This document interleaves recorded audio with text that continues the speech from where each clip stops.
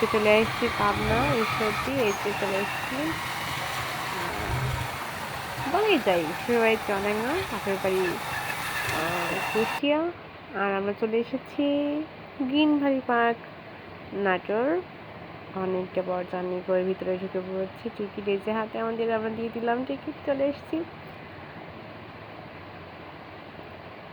তারপর এই যে আমরা হেঁটে ভিতরে ঢুকছি, ভিতরে চলে গেলাম। তো জায়গাটা অনেক অস্থির, ভালো লেগেছে।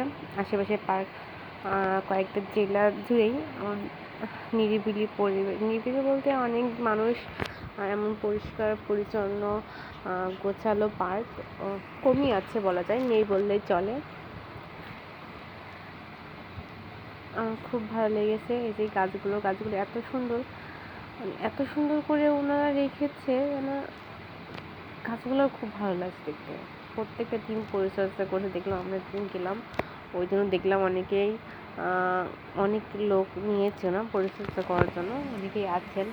তারপরে সবাই সকাল সকাল বেরিয়ে পড়ছিলাম, নাস্তা করে নিলাম। ওখানকার সব কিছুই যেন সুন্দর, ভালো লাগছিল আমার, পরিবেশটা খুব ভালো লাগছে, আর আবহাওয়াটা অনেক সুন্দর ছিল। তারপর আমরা একটু নাস্তা করে নিলাম, নদীর পাড়ে গেলাম, নদীতে নৌকা বলতে অনেক কিছু ছিল ওখানে, আমরা এতে উঠলাম। সবগুলো ভিডিও অবশ্য করা হয়নি।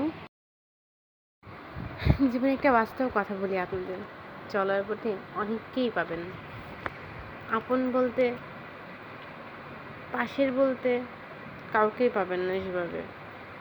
হয়তো আপনাকে মুখে বলবে আমি পাচ্ছে আসি, এই তো কাছে আসি, এই তো হাত ধরে আছি। সত্যি বলতে আপনাকে একাই চলতে হবে, একাই সব কিছু করতে হবে, আপনি একা, এটাই বাস্তবতা। কিন্তু আপনার পাশে অনেকেই আছে, অনেকেই থাকবে। তারপরে কিছু মুহূর্ত স্মরণ করে রাখার অনেকগুলো ছবি তুলে দিলাম।